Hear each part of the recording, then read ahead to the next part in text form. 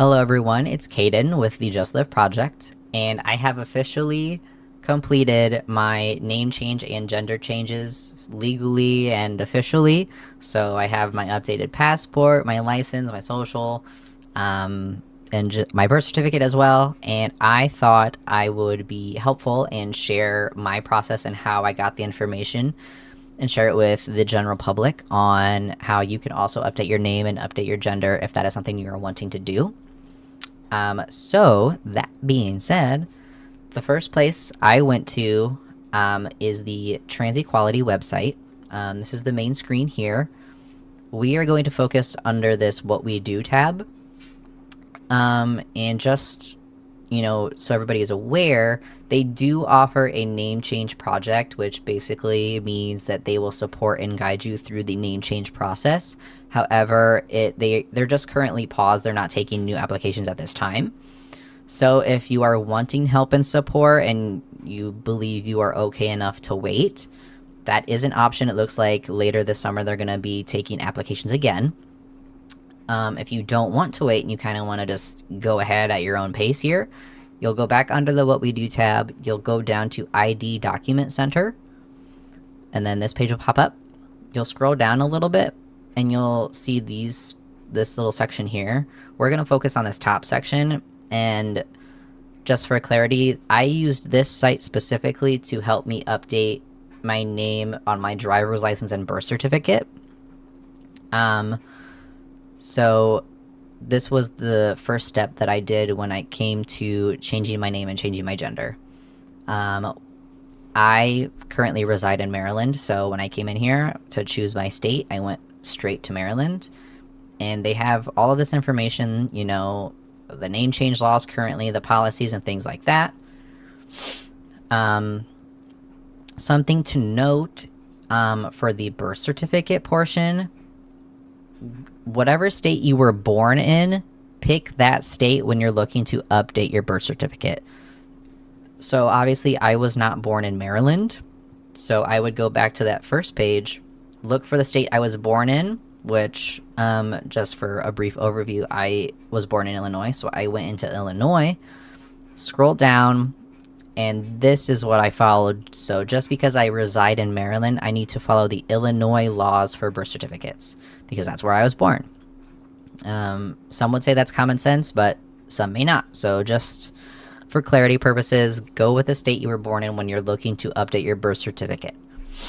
So following these things, you'll notice that I needed a court order.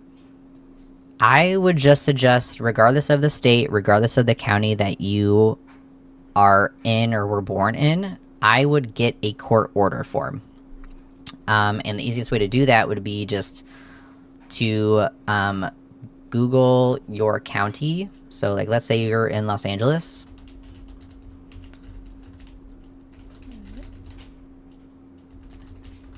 You'll just look up, your county, the name change, and the court order. And it usually the first few things that'll pop up, it'll be what you're looking for. You just click it. You'll see all this stuff. You can scroll down. Oh, looks like there's forms I can click. Let's click here. And then, so here's all the stuff that you may need. And right here, they have a gender change spot and a name change spot. So just to prove the process, let's click on the name change if that's what we're looking to do. And then right here, they're giving you the form number and what it is and things like that. So you click on it. It'll bring you here again. You click on the form. And you fill everything out as needed. So it looks like this side you would be what it currently says, what it currently states on your birth certificate, and then here is what you want it to be. So that is that process for that specifically, but my little tip would be get a court order form regardless, just because the Social Security office needs it when they're updating your card, the birth certificate place will need it when they're updating your birth certificate and your passport, and so on and so forth.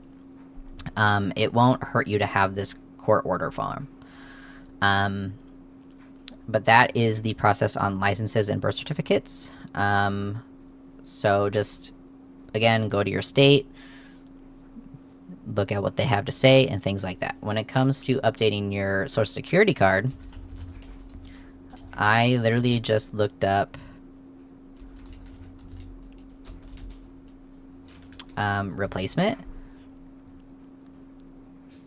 And again, it's free, so it won't financially need anything extra. And then you'll click this and it'll ask you questions like, oh, your name, your current stuff, why are you needing to replace your card, and there is a name change option within the questions. And then they'll pre-fill out the form for you. You just print it and you just have to take it to a Social Security office. Very easy, very straightforward, and it's free, so you can't really beat that. Probably the most stressful one was probably the passport. And it's basically a passport renewal. So again, you'll just look at passport renewal, you go here, and this can move forward in 2 different ways. If you're just doing a name change, it'll be easier per se than if you're also changing your gender.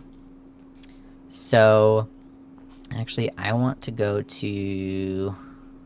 Oh yeah, I guess that is the right one. You can treat it as a renewal as well if you want. You know, you can just click this and they offer you like little videos, things like that. However, if you are looking to change your gender, there is the or versus Trump letter to attest that you'll need.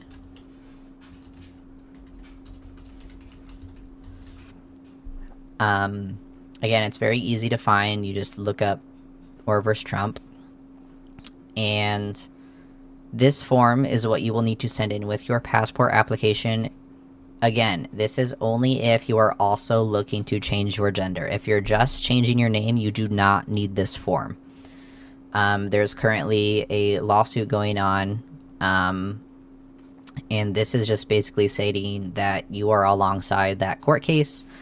You are aware that your initial gender on the passport is not what you're looking to correct, and you submit this with your passport application, and you will not have any issues. I submitted my passport application without this, and it got delayed. I'm assuming that if you submit this with your passport application, you will not have delays, and you will get it, still within that 6 to 8 week thing that they, promise. But you will need this in that sense. So that's basically the overview that I have. Again, trans-equality website for your license and your birth certificate. Social Security, just go to the website, fill it out. And then the passport, just make sure if you're changing your gender that you have this document with it.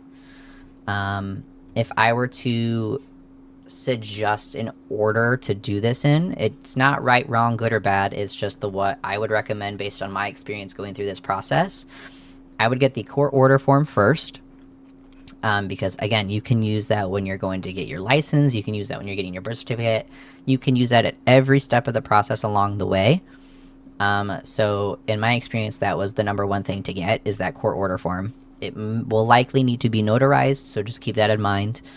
After I got the court order form, I would recommend doing your Social Security card, because again, once you have that Social Security card, you can then pretty much do anything and everything. Same thing goes with the birth certificate. Those two kind of may go back and forth depending on what you want to do and what you feel you need to do. But after the court order, either do your Social Security card or your birth certificate and get those changed as well. And then after that, I would do the license, because if you have a new certificate, a birth certificate, you will likely be able to get your license. And then once all of that stuff is done, I personally saved my passport for last, just because I wanted everything else to be done and good before I did the passport, because then I used all of my other updates to then send with my passport application to show them like, hey, this needs to be corrected, this needs to be fixed. That's just my personal opinion, that's my personal process. And then after the passport is done, that's when I went and updated everything else, my bank accounts, my phone accounts, my payroll with my job, and things like that. So that is the process I took. I hope this helps somebody along their journey. If you have any questions, obviously leave it in the comments. I will put links also in the description so you can find it easier. But I can't wait to see you all have your updates for your name and your gender.